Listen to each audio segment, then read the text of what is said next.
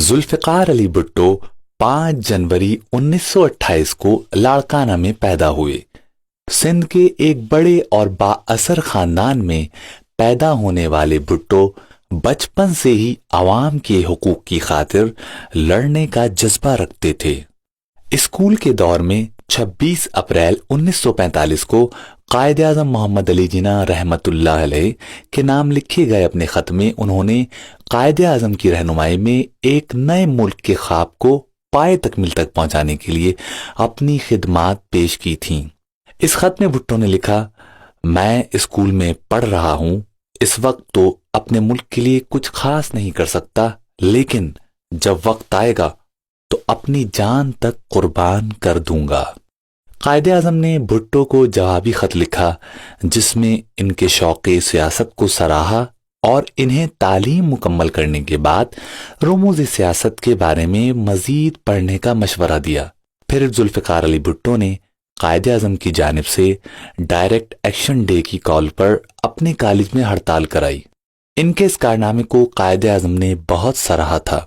Higher Cambridge मुकम्मल करने के बाद जुल्फ़िकार अली भुट्टो ने 1947 में अमेरिका की यूनिवर्सिटी ऑफ सदर्न कैलिफोर्निया में सियासियात पढ़ने के लिए दाखिला ले लिया। 1949 में उन्होंने अपना तबादला यूनिवर्सिटी ऑफ कैलिफोर्निया बर्कले में करा लिया और वहां से 1950 में डिग्री हासिल की। इसके बाद उन्होंने बरतानिया की यूनिवर्सिटी ऑफ ऑक्सफोर्ड से LLB, LLM और पॉलिटिकल साइंस में मास्टर्स की डिग्रियां ली। फिर लंदन के लिंक्स इन से 1953 में बार के लिए मुंतखब हुए। तहसील इल्म से फरागत के बाद भुट्टो ने मैदान सियासत में कदम रखा। 1958 में भुट्टो को बिजली और पानी का वजीर मुकर्रर कर दिया गया। अब भुट्टो का सियासी सितारा उरूज की तरफ गामजन था। 1960 में उन्हें तिजारत, सनत और मवासलात का वजीर बना दिया गया। 1963 में भुट्टो को पाकिस्तान का वजीर खारजा मुकर्रर किया गया। इसी हैसियत में जुल्फ़िकार अली भुट्टो ने पाकिस्तान और चीन की पायदार दोस्ती की बुनियाद रखी। उन्होंने बतौर वजीर खारजा सोवियत यूनियन से भी मरासिम इस्तवार किए। सितंबर 1965 की जंग के बाद अय्यूब खान की जानिब से ताशकंद में किए जाने वाले मुआहदे के खिलाफ जुल्फ़िकार अली भुट्टो ने काबीना से इस्तीफा दे दिया।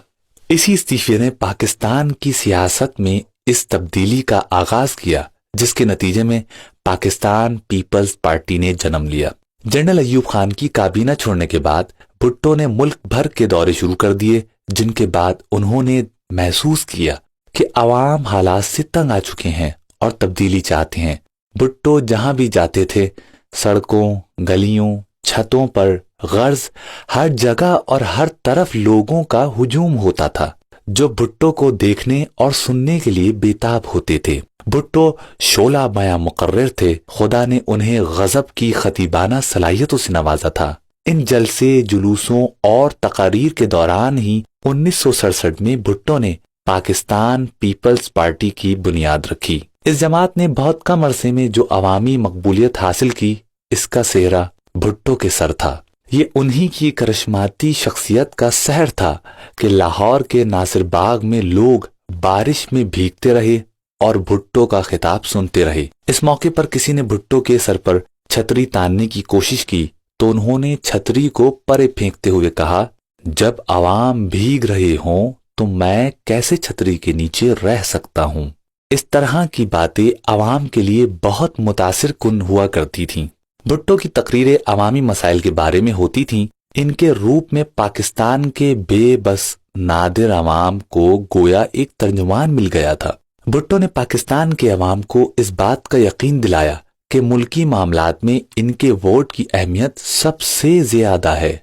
और फिर 1970 के इंतखाबात में मगरिबी पाकिस्तान के लोगों ने भुट्टो और इनके फलसफे को भारी अक्सरियत से मुंतखब कर लिया। सानहे 1971 के बाद जुल्फ़िकार अली भुट्टो पाकिस्तान के पहले सिविलियन मार्शल लॉ एडमिनिस्ट्रेटर, फिर सदर मुमलिकत और 1973 से 1977 तक वजीर आजम रहे। इस अरसे में जुल्फ़िकार अली भुट्टो ने पाकिस्तान के 90,000 जंगी कैदियों और 10,000 मुरब्बा मील का मकबूजा रकबा भारत से छुड़ाने में कामयाब रहे। भुट्टो ने इस दौरान मुल्क में ज़रई इस्लाहात की, جس کے نتیجے میں بڑے بڑے جاگیرداروں سے زمینیں لے کر غریب کاشتکاروں میں تقسیم کر دی گئیں۔ بھٹو نے ملک میں لیبر قوانین متعارف کرائے، جس کے بعد ملازمین کو یونین سازی کے حقوق مل گئے۔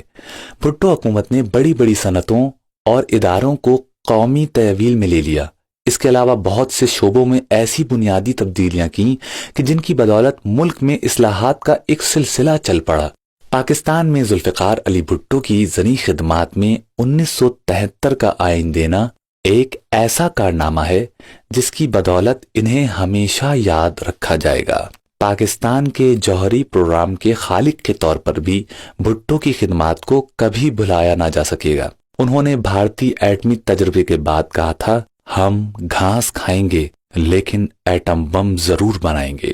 بھٹو نے سیاست میں تبدیلی کا جو فلسفہ متعارف کرایا وہ پاکستان میں دائیں بازو کی سیاسی جماعتوں کے لیے ناقابل قبول تھا، جو سمجھتی تھیں کہ پیپلز پارٹی کی مقبولیت ان کے سیاسی عزائم کی راہ میں رکاوٹ ہے۔ لہٰذا جب 1977 کے انتخابات میں ان جماعتوں کو شکست ہوئی تو انہوں نے پہلے تو 1970 کی قیمتوں کو واپس لانے اور پھر نظام مصطفیٰ کا نعرہ بلند کر کے سول نافرمانی کا آغاز کر دیا، اور یوں ملک میں ایسی صورتحال پیدا ہو گئی جسے بنیاد بنا کر جنرل ضیاء الحق نے بھٹو کا تختہ الٹ دیا۔ ذوالفقار علی بھٹو پر ایک سیاسی حریف کے والد کے قتل کا مقدمہ بنا کر انہیں جیل میں ڈال دیا گیا۔